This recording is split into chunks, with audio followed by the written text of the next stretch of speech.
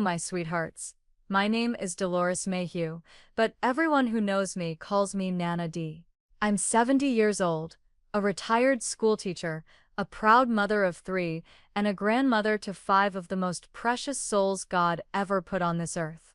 I live in a little blue house on a quiet road in Franklin, Tennessee, where the birds wake me up each morning and the wind rustles through the pine trees just like it did when I was a little girl. Before I tell you my story, and it is a story, not just a memory, I want to ask you something that's very dear to my heart. Who do you trust the most in your family? Is it your mother? Your brother? A cousin? An aunt? Your grandfather? Who is that one person who makes you feel safe, like nothing in the world could ever hurt you when they're around? Take a moment and let me know in the comments. And please, don't forget to mention what state you're watching from. I love knowing where my stories are being heard.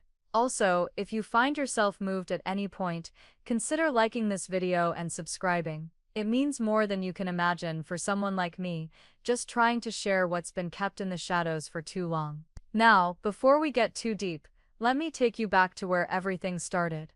I was born in 1955 in a small farm town called Millersfield, about 2 hours from where I live now. Life back then was slower. We had only one traffic light in town, and the local store was run by a man named Mr. Bixby, who gave peppermints to every child that walked through the door. People left their doors unlocked, hung clothes on the line, and gathered at the church every Sunday wearing their finest pressed cotton dresses for the ladies and hats with satin bands for the men. My daddy Walter was the town's barber. Everyone knew him. He had the kind of laugh that filled a room and a thick southern drawl that made even the most ordinary sentence sound like a joke or a hymn. My mama, Eileen, was quiet, gentle, always humming to herself as she worked. She baked pies for the church bake sale every month and taught me how to sew little squares of fabric into neat, colorful quilts. We lived in a modest white house at the end of Clover Street, right next to the cemetery, oddly enough. But I never found it scary as a child. It was quiet, peaceful. At night I'd sometimes lie in bed listening to the soft whistle of the train that passed through town. Life, to me, felt warm, safe. I was the youngest of 3 children, but by the time I was 5, my brothers had already moved out. One went to serve in Korea, and the other became a truck driver and moved to Kentucky.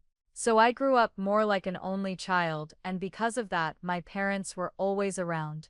My daddy built me a swing on the oak tree in our front yard, and my mama made me cloth dolls that I gave silly names to: Matilda, Pearly, and one I called Miss Prune.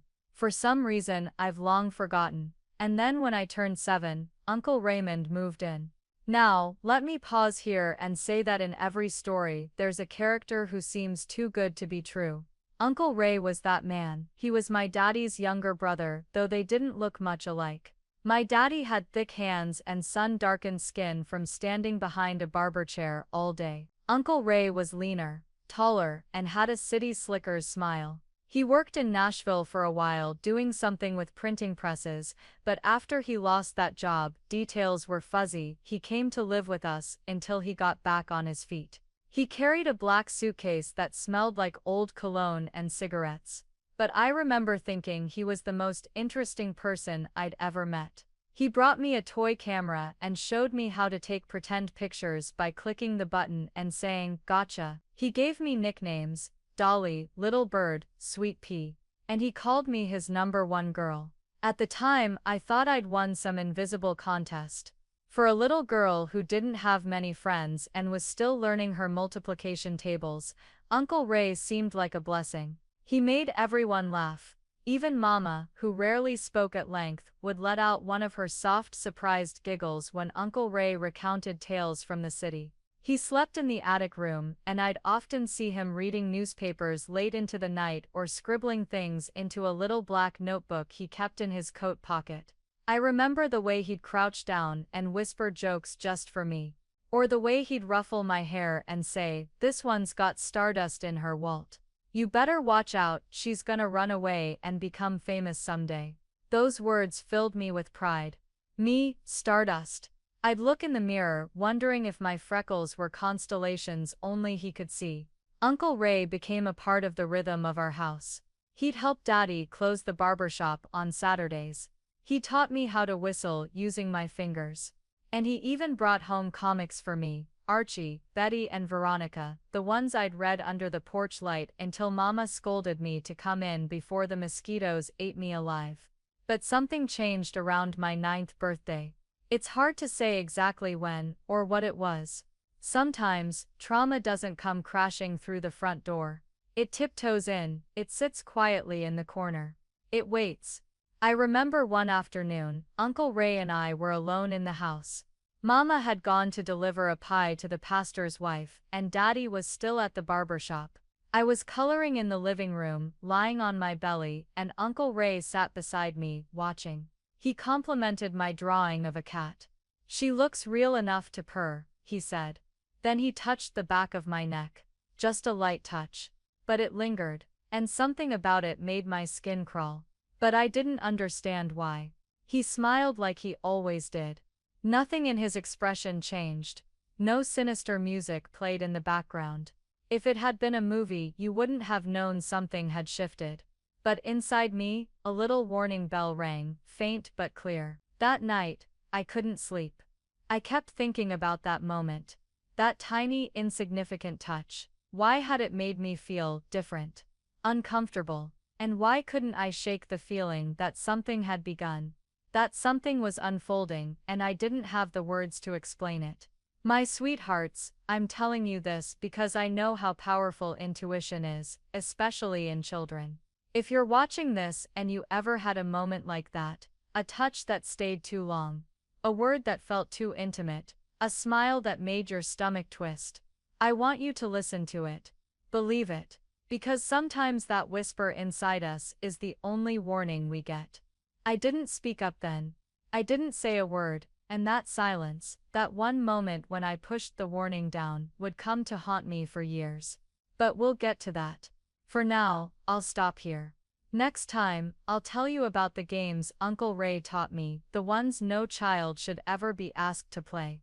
And remember, if this story touched something inside you, please leave a like and subscribe. It helps this grandma reach someone out there who needs to hear what I wish I'd heard back then. And don't forget, tell me in the comments where you're watching from and who you trust most in your family. I'll be back soon, my sweethearts. Until then, take care of your inner child. They're still in there, waiting for someone to finally listen. Growing up in Pine Hill, Tennessee, was like living in one of those old country postcards. You know the kind I'm talking about. Big blue skies, children chasing chickens through backyard gardens, laundry dancing in the breeze, and neighbors waving from porch swings with a glass of sweet tea in hand. If you asked anyone back then about the Mayhew family, you'd hear one thing, over and over. They're good people. And in many ways, we were. At least on the surface. My daddy, Walter Mayhew, was the town's most dependable barber. His little shop sat right on Main Street, nestled between Miss Gertie's diner and the post office. It had a striped red and white pole that squeaked when the wind blew, and a single chair worn smooth from years of haircuts and conversations. Folks trusted him, not just with their beards, but with their stories. You'd be amazed at how much life a man tells while getting his sideburns trimmed. My mama, Eileen, was the kind of woman who made everything look easy. She baked the best apple crumble in 3 counties, and sewed dresses that looked store-bought, even though we never could afford anything fancy. She didn't talk much, but when she did, people listened. Mama had a stillness about her, like a pond before dawn, quiet, but deep. And when she smiled, it was like the sun breaking through a storm. Our house was a modest, 1-story ranch-style home on Cypress Lane. The walls were pale yellow, the shutters forest green. There was a tire swing in the backyard that my daddy hung up himself, and a white wooden fence that needed painting every spring. My bedroom was at the end of the hall, past the kitchen, with faded wallpaper covered in tiny blue daisies. I loved that room. It was mine. A little world tucked away from the rest of the house. From the outside, we looked like the kind of family people wished they had. We went to church every Sunday. Daddy always wore a pressed shirt and tie, and Mama brought lemon bars for the bake sale. I never got in trouble at school, never made a fuss in public. I was polite, well-behaved, sweet as molasses. Those were the words grown folks used when they pinched my cheeks and handed me butterscotch from the candy jar at Mitchell's grocery. But appearances can be powerful liars, can't they? I learned that early, and the hard way. Uncle Raymond, Daddy's younger brother, moved in with us when I was 7. Just for a while, they said. Until he gets back on his feet. He was, according to my daddy, a bit of a wanderer, never quite sticking to one job for long, always moving between cities, chasing some dream or another. He had worked in Nashville, then Chattanooga, then somewhere in Georgia, though nobody ever seemed to know exactly what he did. Still, when he pulled up in front of our house in his dusty green Chevrolet, with that silver-toothed smile and a duffel bag slung over his shoulder, Daddy hugged him like a long-lost hero. "You'll sleep in the attic room," Mama said, straightening the collar of her dress. "It's warm enough this time of year, just mind the creaky stairs." And that was that.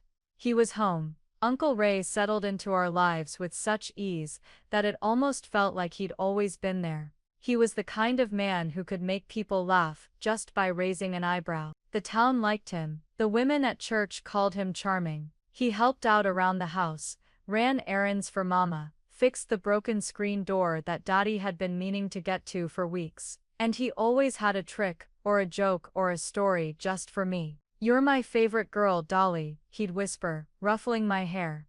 "My best girl." At first, I was flattered. What child doesn't crave attention? He brought me candy from town, taught me how to skip rocks across the creek behind our yard, and once even let me sip the foam off his root beer float.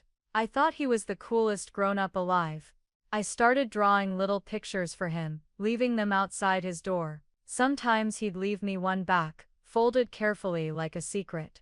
To the world, Uncle Ray was a helping hand.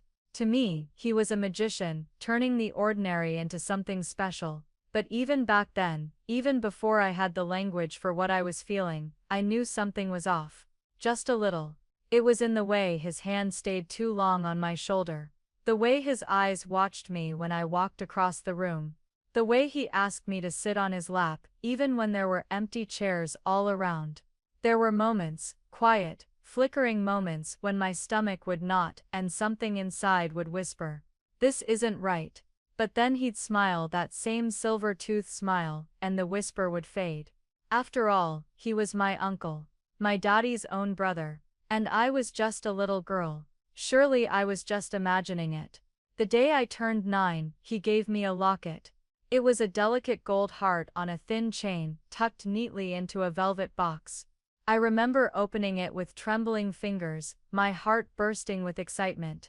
"Nobody else has one like it," he said softly. "Just you. My special girl." Inside, the locket didn't hold a picture, just a tiny folded piece of paper with 3 words written in shaky ink. "Our little secret." I didn't know what to make of it then. I thought maybe it was a game. Maybe he just meant the locket itself was a secret. Something between us, something fun. He knelt down and fastened it around my neck himself.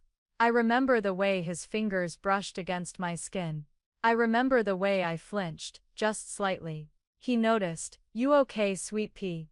I nodded, even though something inside me was already pulling away. That night, I looked at myself in the mirror with the locket around my neck.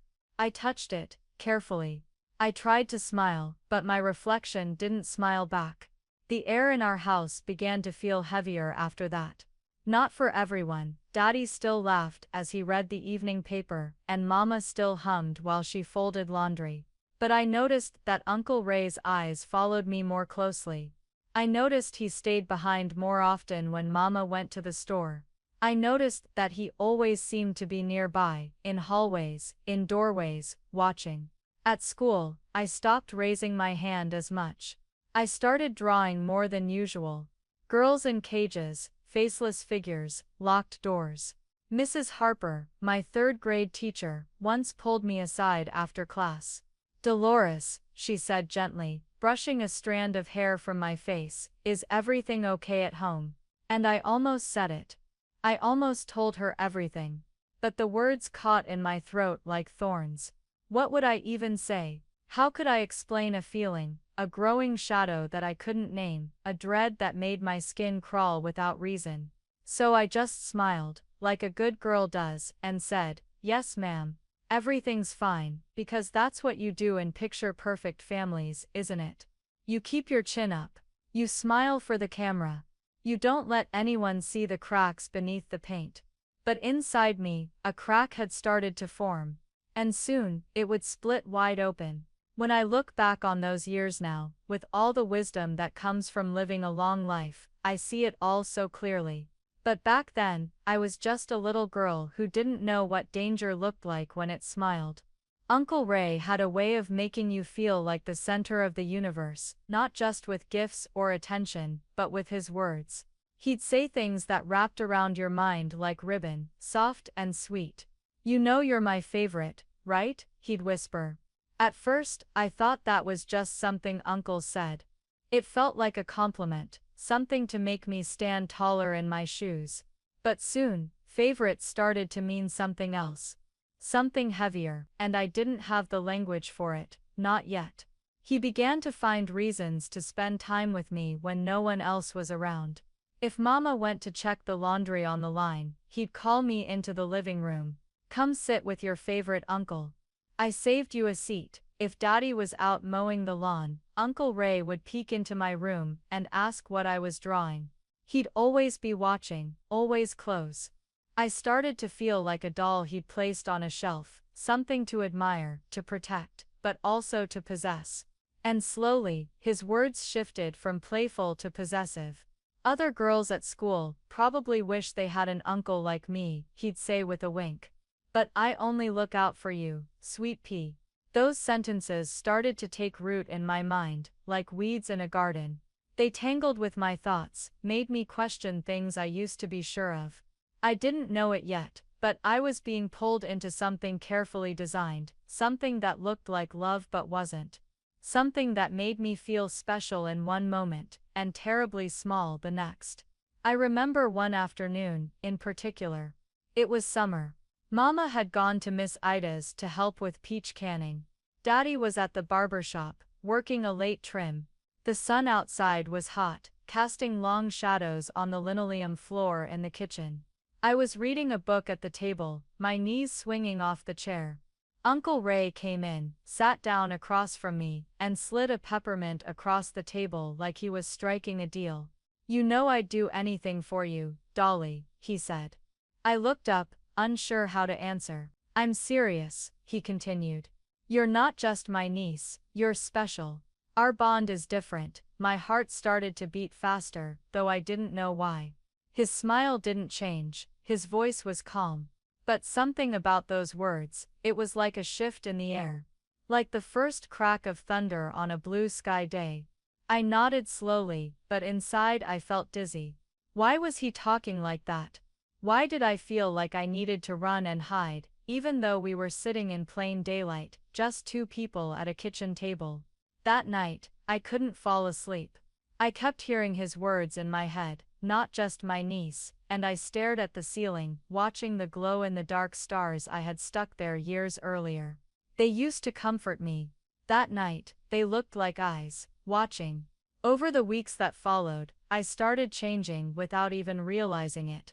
I stopped running to hug him when he came home from town. I began locking my bedroom door, even though no one else in the house did that. I stayed outside longer, even pretending to be interested in bugs and lizards, just so I wouldn't have to go inside if it was just the two of us.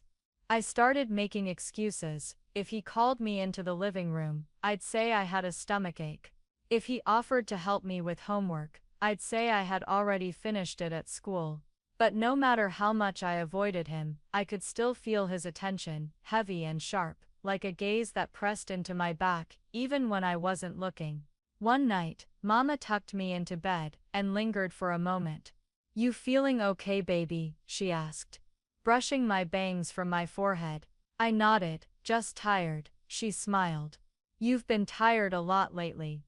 I wanted to say something. I did. The words were right there in my throat, pushing against my lips. But I swallowed them. Because what would I say? That I didn't like how Uncle Ray looked at me. that his compliments made me want to disappear. How do you explain a storm that hasn't hit yet, but you know is coming? So I said nothing. And Mama kissed my cheek and turned off the light. In the silence that followed, I curled into a ball under the covers, clinging to my old stuffed rabbit like it could shield me.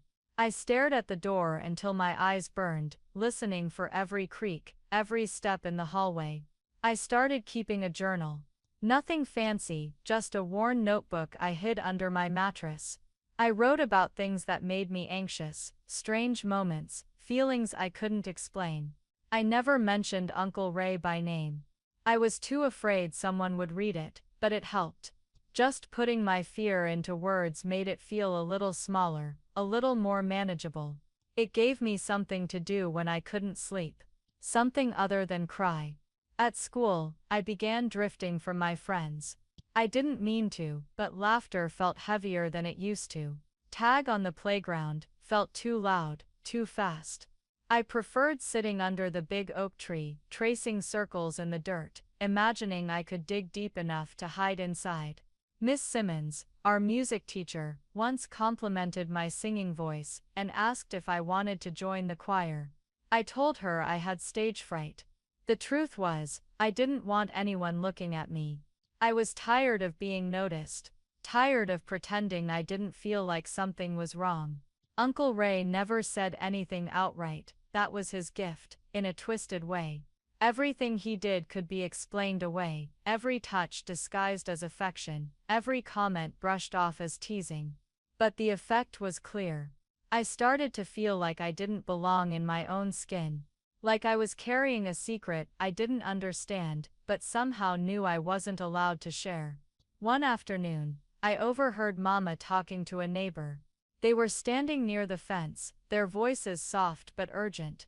Dolores seems quieter than usual. The neighbor said, "Is everything all right at home?" Mama laughed lightly, the way folks do when they're trying to convince themselves. "She's just growing up, I suppose. Kids go through phases." That word stuck with me. As if sadness were just a mood that passed like weather. But this wasn't a phase, it was a slow unraveling. I felt like a sweater pulled loose by a thread I couldn't find. I didn't know how to ask for help. I didn't even know if help existed, but deep inside, something else was growing too. Not just fear. Not just silence, but the quiet beginning of a voice. A voice that one day, someday would no longer whisper. It would speak. It would name what was happening. It would break the spell, but not yet. Not quite yet. By the time I was 10 years old, my childhood had become a performance. A carefully practiced routine. On the outside, I was still that sweet, polite girl from Pine Hill who said yes ma'am, and no sir, who brought her teacher apple slices and always turned in her homework on time. But on the inside, something was unraveling, slowly, silently, and no one saw it. Except him. Uncle Ray, he saw it because he was the reason for it. It started with what he called the game. Just between us. A secret game for his favorite girl.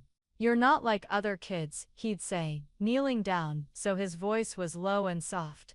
"You're more mature, you understand things. That's why we have this special connection. This is how grown folks show trust."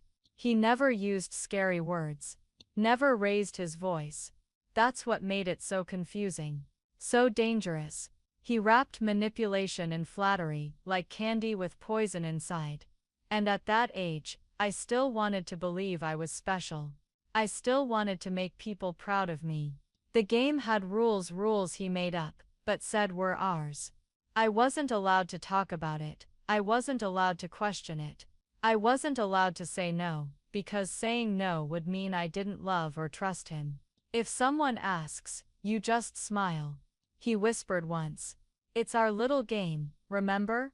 It's our bond." That word again. Bond. It echoed in my mind like a charm. Until it started sounding more like a chain. I didn't realize it at the time, but that's how grooming works. It doesn't come all at once. It comes in steps. Slow, slippery steps that start out looking like kindness. He trained me to doubt myself, to second-guess my discomfort, to question my instincts, to smile when I wanted to scream. And I was good at pretending. At church I sang louder in the children's choir. At school I laughed when others laughed, even when I didn't feel it. I became skilled at reading the room, figuring out what version of Dolores people wanted, and delivering it. But the real me, the scared, confused, numb little girl, was shrinking behind the curtain. I remember once at school, my classmate Mindy and I were sitting under the jungle gym, sharing secrets like little girls do. She leaned close and said, "My secret is I stole a candy bar from the pantry and blamed it on my little brother." We both giggled, and then she looked at me expectantly. "What's yours?" I froze. My mind raced. What could I say? What version of the truth would be safe? Would make sense? "My secret is..." I paused, forcing a smile. "I cry when I break crayons." She laughed, and so did I, but inside, I felt like a balloon twisting under too much pressure. The real secret was too heavy, too tangled in shame. I didn't even know how to say it out loud, even if I wanted to. At home, I started pulling away more. Mama noticed in little ways. "Why don't you sit with us for TV?" she asked one evening, patting the couch beside her. "I have homework," I said. "You always have homework these days." "I want to get good grades," I replied, not meeting her eyes. She smiled and nodded. "That's my girl." But I wasn't her girl anymore. Not fully. I felt like I belonged to no one. Uncle Ray, of course, made it worse. Anytime I tried to create distance, like closing my bedroom door or saying I wasn't feeling well, he'd grow colder, quieter. He'd sulk, as if I had betrayed him. Then later, he'd find a way to pull me back in. "I didn't mean to upset you. Sweet pea," he'd say. "You're just so special to me. This game, it's our thing. You don't want to lose that, do you?" I hated how he made me feel like I owed him. Like his moods, his attention, even his peace, were my responsibility. That's the part people don't always understand. Abuse isn't always loud, it's not always bruises and yelling. Sometimes it's silence. Sometimes it's charm and whispered lies. Sometimes it's invisible strings tied around your spirit, pulling tighter every time you try to break free. I started spending more time outside. The big willow tree in our backyard became my sanctuary. I'd sit under it for hours, drawing in my notebook. Sometimes I'd sketch my house, but I'd change it, make it bigger, brighter, with a lock on every door and windows that never let anyone look in. Other times, I'd draw places that didn't exist. A cottage in the woods, a treehouse in the clouds. Anywhere but here. One day, I was under the willow tree when Mama came out with a glass of lemonade. She handed it to me, then sat beside me on the grass. "You don't talk as much as you used to," she said softly. "I guess I'm just getting older." She smiled faintly. "You're only 10, baby. Don't rush that." I wanted to tell her everything right then. I imagined it, the words tumbling out, her arms wrapping around me, her storming into the house, and sending Uncle Ray away for good. But fear kept my lips shut. Fear and doubt. Would she believe me? Would she say I misunderstood? What if I made things worse? So I said, "I'm okay, Mama. Just tired." That became my go-to phrase. Just tired. How do you explain a weight you can't see? I started waking up in the middle of the night, heart pounding, breath shallow, convinced someone was standing outside my door. I began sleeping with the light on, a small desk lamp that buzzed faintly, but gave me comfort. In class, I stopped raising my hand altogether. I didn't want attention. I didn't want eyes on me. I started getting stomachaches before school, headaches after. My teacher, Mrs. Garner, pulled me aside one day. "Dolores, is everything all right at home?" I nodded quickly.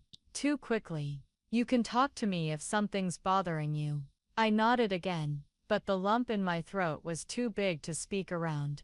I wanted to tell her. I really did, but the game. that secret game, was still playing in the background. And part of me still believed the lie he planted. If you tell, everything falls apart. The house, the family, the love. It was only years later I realized what should have fallen apart was already broken. Still, something had shifted in me. Quietly, invisibly, I had begun to resist. Not with my fists. I wasn't that brave yet. But I started saying no, in small ways, locking my door, avoiding eye contact, leaving the room when he entered. And even though those acts felt small, they were seeds. Seeds of rebellion, seeds of survival. I didn't know it then, but something deep inside me had started to fight back. A slow, trembling fight, one heartbeat at a time. And in the weeks that followed, that resistance would grow. Because even games, especially secret ones, have limits. And mine was getting close. It happened on a Tuesday night in early spring. I remember because the air had that strange mixture of chill and sweetness, like the trees couldn't decide if they were done with winter yet. The windows in our house were open just a crack, and the scent of honeysuckle drifted in from the backyard. Everything smelled like it should have been peaceful, but my heart knew better. That evening started like any other. Mama had baked cornbread with black-eyed peas, humming along to the old gospel radio station while stirring the pot. Daddy was closing the barber shop late, and Uncle Ray had spent the afternoon in town. I stayed quiet at the dinner table, nibbling the crust of my bread and avoiding eye contact. "You all right, baby?" Mama asked, her eyes soft but searching. "Just tired," I said, the words now second nature. She nodded. "You've been tired a lot lately." I offered a smile, the kind that felt more like a mask than a face. After supper, I helped Mama dry the dishes. Uncle Ray stayed in the den, flipping through a magazine and sipping sweet tea. I could feel his presence in the house like a low hum in my bones, constant, vibrating, unnerving. By 8 o'clock, Mama had tucked me into bed, kissed my forehead, and said goodnight. I waited until I heard her footsteps fade down the hall, and the creak of her own bedroom door closing. I kept the little lamp on beside me and stared at the page of a book I wasn't really reading. Minutes passed. Then I heard the hallway floorboard groan. My heart jumped. I held my breath. I knew those footsteps. They always came at the quietest part of the night. When everything else had settled, when only the shadows listened, I froze, unsure if I should pretend to be asleep or get up and make noise. Do something, anything to break the pattern. And then the doorknob turned. But before the door could open fully, I heard another sound. A voice. "Mister, what exactly do you think you're doing?" It was Mama. Her voice wasn't loud, but it didn't need to be. There was a weight in her tone that could stop rivers. I'd never heard her speak like that. Not even when I'd broken her sewing shears or spilled buttermilk on the quilt she'd worked on for weeks. Uncle Ray stammered something. I couldn't make out the words. But I didn't need to. The air had changed. The lie was cracking. I stayed frozen in bed, clutching the sheet to my chest, listening to the muffled exchange in the hallway. Then came the sound I'll never forget. Mama's footsteps coming back, slow and steady, followed by the soft creak of my closet door being pulled open. She stood there for a moment, silent.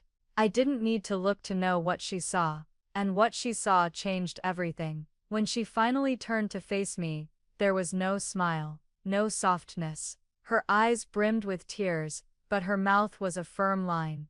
"Dolores," she whispered. "Sweetheart." How long? That question. 3 words that broke the spell I had lived under for nearly 2 years. I didn't answer right away. I couldn't. My throat was tight, my stomach hollow. All I could do was cry. Not loud sobs, just silent tears, falling fast and hard like rain off a tin roof. Mama sat on the edge of my bed and pulled me into her arms. Her hands trembled, but her embrace was strong. "It's okay now," she said, over and over again. "You're safe now. You're safe." I wanted to believe her, but I didn't feel safe. Not yet. We stayed like that for a long time. Long enough that the little lamp began to flicker. its bulb on the edge of burning out. Eventually, she pulled back and looked me in the eyes. "I need you to tell me," she said softly. "When did it start?" I told her the truth. Everything, not in sharp detail, but enough. Enough for her to know this wasn't the first time. That it wasn't just a mistake or a misunderstanding. That this had been a secret I'd been forced to carry, day after day, night after night. As I spoke, Mama didn't interrupt, she just listened. Her face pale, her lips trembling, one hand clutching the edge of her dress so tightly her knuckles turned white. When I was done, I waited for her to say something, but all she did was cry. Not loudly, just a slow stream of grief leaking from her eyes. "I should have known," she whispered. "I should have seen it.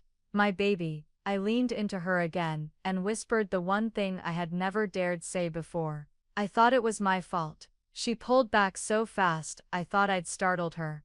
"Don't you ever say that," she said, voice firm now. "Don't you ever carry that lie. Dolores, none of this was your fault." And somehow, hearing those words cracked something open inside me, because even though I'd never spoken the blame out loud, I had felt it for years, like a stone in my pocket, dragging me down. That night, Mama made me a promise. "We're going to fix this," she said. "He's not going to hurt you again. Not now, not ever." True to her word, by morning Uncle Ray was gone. I never saw him leave. I don't know what words were exchanged behind the closed door of the living room. All I know is that by sunrise, his duffel bag was missing from the hallway, and the smell of his cologne no longer lingered in the bathroom. For the first time in years, I ate breakfast without nausea. Mama called Daddy home from the shop early that day. I waited in my room, heart thudding, afraid of what would happen. When Daddy came in to talk to me, his face was pale, drawn, like he'd aged overnight. He sat down on the edge of my bed and cleared his throat. "I'm sorry, baby," he said. "I didn't know. I swear to you, I didn't know." I nodded. I believed him, but it still hurt, because part of me had always wondered why no one had seen, why no one had asked the right questions sooner, why it had taken this long. But now, the secret was out. The silence was broken. It didn't fix everything, not right away. I still woke up at night, with a racing heart. I still flinched at sudden footsteps in the hallway. I still didn't feel fully safe, even with him gone. But something had changed. Mama had seen me, really seen me, and that made all the difference. From that night on, I wasn't alone anymore. The morning after Uncle Ray left, our house felt quieter than it had in years. Not peaceful, just quiet.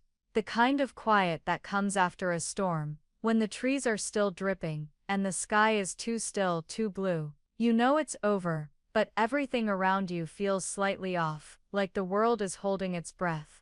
I remember sitting at the breakfast table, my cereal turning soggy in the bowl. Mama sat across from me, sipping her coffee in silence.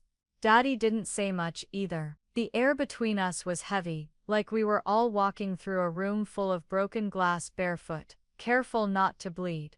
Uncle Ray's absence wasn't something we talked about out loud. Not that day, not the week after, not even the month after. He was just gone. His name disappeared from conversation. His chair stayed empty. His toothbrush vanished from the bathroom cup. But the memory of him lingered in the corners, in the silence, in me. Because when someone hurts you like that, when someone warps the way you see yourself and the world, you don't just move on, you carry it, in your bones, in your breath, in the way you walk through life, even years later. I was 10 years old when the secret came out, but I was 16, before I ever said his name again. In those in-between years, I changed in ways no one could see. On the outside, I still looked like Dolores Mayhew, the quiet girl from Pine Hill, with the neat braids and polite smile.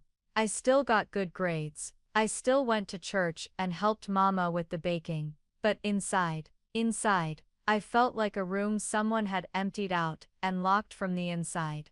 I stopped trusting people, not all at once, but piece by piece. A friend would offer to braid my hair and I'd flinch. A boy at school would compliment my dress, and I'd feel sick to my stomach. Teachers would praise me for my calm demeanor, never knowing that calm was just another mask I'd learned to wear. A defense mechanism. A way to stay small, quiet, invisible. The truth is, I didn't feel like I belonged anywhere. Not at school, where other girls talked about crushes and dances and sleepovers. I couldn't relate. Their laughter sounded distant to me, like echoes from a place I used to live, but couldn't return to. Not at home, where Mama tried her best, but still couldn't look me in the eye some days. I think she carried guilt, like I carried shame. Hers clung to her like a shadow. Mine lived inside my chest. Even with Daddy, things changed. He was gentle always, but distant. Careful, like he was afraid he might break me if he came too close. And so I became a master of pretending. I learned how to nod at the right times. Smile when people expected it. Answer questions with just enough energy to avoid suspicion. But my real self, the girl who used to sing to the willow tree and believe the world was good, she stayed hidden. Tucked away in a corner of my heart, I didn't let anyone reach. I started writing more. Not in a diary this time, but in poems. Short, jagged verses, scribbled into notebooks I never let anyone read. Some days I wrote about birds in cages, other days about girls with invisible scars. Most of the time, I didn't even know what I was trying to say. I just knew it felt better when I put the pain somewhere outside my body. One day in 8th grade, my English teacher, Mrs. Leary, pulled me aside after class. "You have a gift with words, Dolores," she said, holding one of my essays. "The way you write about emotion, it's raw, honest. Have you ever thought about writing more seriously?" I wanted to thank her. I really did, but all I could do was nod, because hearing someone say I had a gift felt strange. Like I was borrowing someone else's skin. The truth was, I didn't feel like someone with a gift. I felt like someone with a wound, and that wound kept shaping everything. In high school, I avoided parties. I never dated. Never let anyone too close. My friends thought I was just shy. They didn't know that even the thought of being alone with someone made my stomach twist into knots. I carried myself like someone walking a tightrope, always cautious, always bracing for the fall. But even as I struggled, something else started to bloom inside me, something I couldn't quite name yet. Maybe it was resilience, maybe it was stubbornness, or maybe it was just the quiet refusal to let one man define my entire life. Because somewhere deep down, I still had dreams. They came in flickers, usually at night, when the world was quiet and the house was dark. I dreamed of living in a different town. Starting over, becoming a teacher or a writer. Telling stories that mattered. Helping other girls who felt the way I did. Unseen, unheard, unsure if they'd ever feel whole again. But then I'd wake up, and the weight of reality would sit on my chest like it always did. The dream would shrink back into a corner, and I'd carry on, walking through hallways with my books clutched to my chest, dodging questions, dodging feelings. One day, during my junior year, something changed. I was in the school library when a younger student sat down next to me. She looked about 12, with messy pigtails and eyes too tired for her age. She glanced around, then whispered, "You're Dolores, right?" I nodded. "I heard you write poems." She said, "Can I ask you something? Like, how do you write about stuff that's hard?" I looked at her for a moment, heart tightening. There was something in her eyes, something familiar, something that said, "I'm carrying something too." I didn't ask what it was. I just said, "You start with the truth. Even if you don't understand it yet." She nodded slowly. "Okay, thanks." That moment stayed with me. Because for the first time, I realized something important. Even in silence, we recognize each other. Even in pain, we can give comfort. Sometimes just by existing. Just by surviving. And that's when I understood. Yes, I was broken. But I wasn't destroyed. I had cracks. Yes, but through those cracks, light was beginning to shine. Little by little, I was finding pieces of myself again. In writing, in kindness, In the way I started to look people in the eye again, even just for a second. I wasn't ready to tell my story yet. That would come later. But I was ready to start living again, even if it was slow, even if I still carried the silence. Because the silence didn't own me anymore. I did. You live a whole life thinking some things will stay buried forever, that the past has been sealed behind enough years, enough birthdays, enough ordinary days where the coffee brews just right, and the laundry gets folded, and the grandchildren squeal with joy in the backyard. You convince yourself that if you've survived long enough in silence, that silence becomes your peace. But sometimes, healing doesn't begin with a scream. Sometimes, it begins with a whisper. For me, that whisper came from the soft, curious voice of my granddaughter Lily. She was 13 at the time, wide-eyed, thoughtful, and much too observant for her age. The kind of girl who always asked the questions no one else thought to. She loved books like I did when I was her age, and she'd often curl up beside me on the porch swing with her journal, chewing the end of her pencil, while asking questions about life, love, and why old people liked country music so much. That afternoon had been ordinary. Sunlight slipping through the trees, birds flitting from branch to branch, the smell of chicken baking in the oven drifting through the open windows. We were snapping beans together, just me and Lily, when she went quiet. That sort of stillness, that usually means something's brewing. Then, without even looking up, she asked, "Nana, what do you do if someone makes you feel uncomfortable, but they act like it's normal?" I froze. The green bean in my hand snapped too hard, my fingers clenched. I turned toward her slowly. Her face was calm, her voice casual. But her question wasn't casual. It had weight, it had layers. "Why do you ask, sweetheart?" I said, keeping my voice steady. She shrugged. "We had this talk at school, about safe adults, boundaries and stuff. And our teacher said we should always tell someone if something feels wrong, even if it's from someone we love."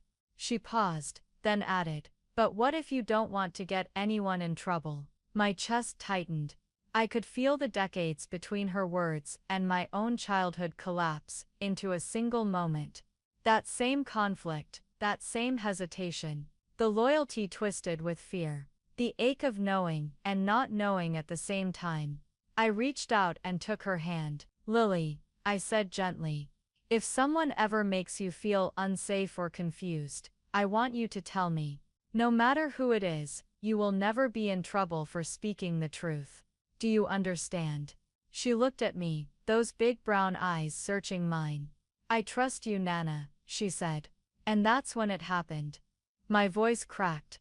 Because the weight of her trust, it broke something open inside me. That night, after everyone else had gone to bed, I sat alone in the kitchen, with a cup of tea and a flood of memories I hadn't invited. I stared at the table, at the tiny dents and scratches made over the years, and realized how many secrets had been swallowed in places just like this. I had kept it hidden for over 5 decades. Not because I was weak, but because I was surviving. And survival, for some of us, looks like silence. I had never told my children. I had never told my husband. I had spent a lifetime offering warmth to others, helping friends through grief, volunteering at church, showing up for every science fair and choir recital, all while carrying that small hidden room inside me. The one with no windows. No light, just memories I never wanted to revisit. But that night, something shifted. It was Lily's question. Not because she had experienced what I had, but because she could have. Because so many do. Because I knew what it was like to need someone to say, "I believe you, you matter, you didn't deserve this." So the next morning, I made a decision. I called my daughter, Lily's mother, and asked if she could come by alone after dropping the kids off at school. She said sure, a little surprised. I told her I just wanted to talk. Nothing serious, but it was serious. When she arrived, I had her favorite coffee waiting, and a box of old photo albums sitting on the table. We flipped through them together, for a few minutes, Pictures of her as a baby, of me in my 20s, of my mama in her apron with flour on her cheek. Then I turned to a picture I hadn't looked at in years. It was an old Polaroid of me at around 10 years old, standing stiffly next to a man in a button-down shirt. Uncle Ray, my daughter noticed the shift in my expression. "Who's that?" she asked. I paused, and for the first time in my life, I told the truth. "That's the man who took something from me I can never get back." The words came slow at first, careful, but they came. I told her everything. Not in graphic detail, but enough. Enough for her to understand why I had always been overprotective. Why I didn't let my kids stay the night at other people's houses. Why I flinched at certain TV scenes. Why I always locked every door, even in the middle of the day. At first, she was silent. Then her eyes filled with tears. "Mama," she whispered. "Why didn't you ever tell me?" I took her hand, because I didn't want to pass down my pain. I said, "But now I realize, not telling you didn't protect you. It only protected the silence." We sat together for a long time. No more words. Just the quiet hum of the fridge, and the rhythm of our breathing. That day, something lifted. Something old and bitter and heavy. It didn't disappear completely, but it loosened its grip. And in its place, came something else: connection. Understanding. Healing. Later that week, my daughter talked to Lily. Not to alarm her, but to thank her. To let her know that her question had opened a door that had been locked for too long. And Lily, being the wise old soul she is, just nodded and said, "I'm glad Nana told the truth." I like when people tell the truth. So simple, so powerful. Because in that moment, I realized the silence I had carried all my life didn't have to be a legacy. It could end with me. And in its place, I could plant something new. A story, a truth, a light.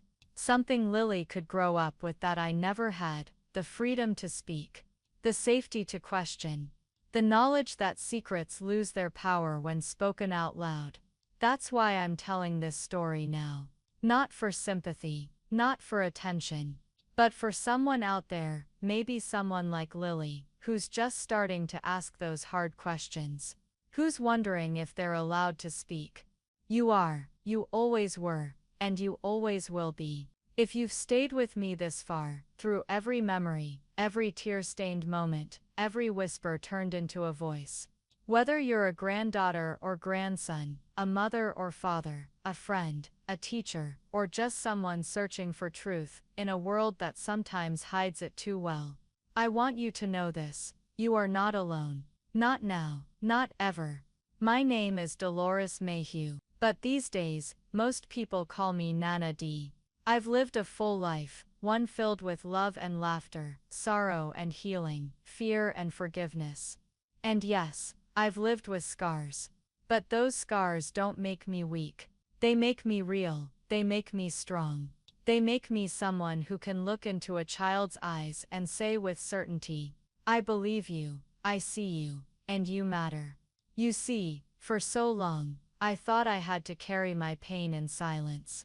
I thought speaking up would break everything around me. That if I opened the door to the truth, the whole house would fall down. But the truth. The house was already broken. What needed to fall wasn't the house, it was the lie. And once that lie was gone, there was space. Space to rebuild. Space to breathe. Space to love, without fear in the shadows. My journey has taken me through seasons I never expected. I became a mother to 3 beautiful children.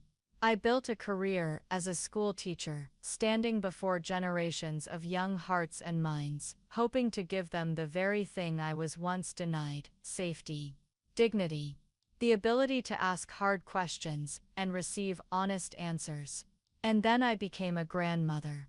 That was when life came full circle. When Lily asked me that simple question: what if someone makes you uncomfortable, but they act like it's normal? It cracked open the door I had spent a lifetime holding shut.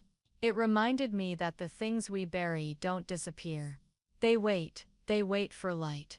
They wait for truth. They wait for love. Brave enough to face them, and I want to tell you something that took me nearly 70 years to understand. Surviving is not the same as healing. For a long time I was proud of myself for surviving. And I should have been. Survival is hard, it's messy. It's day after day of pretending to be fine when you're anything but. It's smiling through the weight of secrets, pushing through the fog, showing up when your body says hide. But healing. Healing is a choice. It's when you stop surviving just to breathe, and start choosing to live. It's when you stop asking, why me, and start saying, what now? What good can come from this? Healing doesn't mean forgetting. It doesn't mean pretending it didn't happen. Healing means it doesn't own you anymore. It means you get to tell your story, not for pity, but for power. It means taking back what was taken. And that's what I hope this story has done, not just for me, but for you too. If you're a survivor like me, hear me now. You did not deserve what happened. You didn't cause it. You didn't invite it. You are not broken. You are not dirty. You are not beyond repair. You are still here, and that makes you a miracle. If you've ever been silenced, shamed, or made to feel small, know that your voice is still yours. No one can take that from you. It may be quiet now, maybe even cracked and shaking, but it's still yours. And one day when you're ready, you can use it. To speak, to write, to comfort, to stand, to build. And if you're someone who's never lived this story, I ask you this: be the person someone else can turn to. Be the one who listens. Who doesn't rush. Who doesn't doubt. Who understands that courage doesn't always roar. It often comes in the softest of voices saying, "This happened to me." Be safe ground. Be steady light. And never underestimate what that can mean to someone still finding their way through the dark. Today, I live in a little blue house with a garden that blooms in spring. I bake pies with my grandkids, sew quilts in the afternoon, and tell stories that once made my hands tremble to speak aloud. But now, those stories are mine to tell. Not his, not anyone else's. I keep a photo of Lily on my bedside table. She's 16 now, fierce and thoughtful, and so much wiser than I ever was at her age. And when she hugs me and says, "I'm proud of you, Nana," I don't look away anymore. I believe her, I believe in myself, and I believe in you. To every person watching this video, who has carried something heavy, something hidden, please hear me. Your story matters. Your voice matters. You don't have to wait 50 years to tell the truth. There is a future beyond this pain. There is a version of you, still waiting to be born. The version that breathes deeper, laughs louder, trusts again, and walks with freedom in their step. Find that version, fight for them, let them rise. And when they do, don't forget to reach back and help someone else up.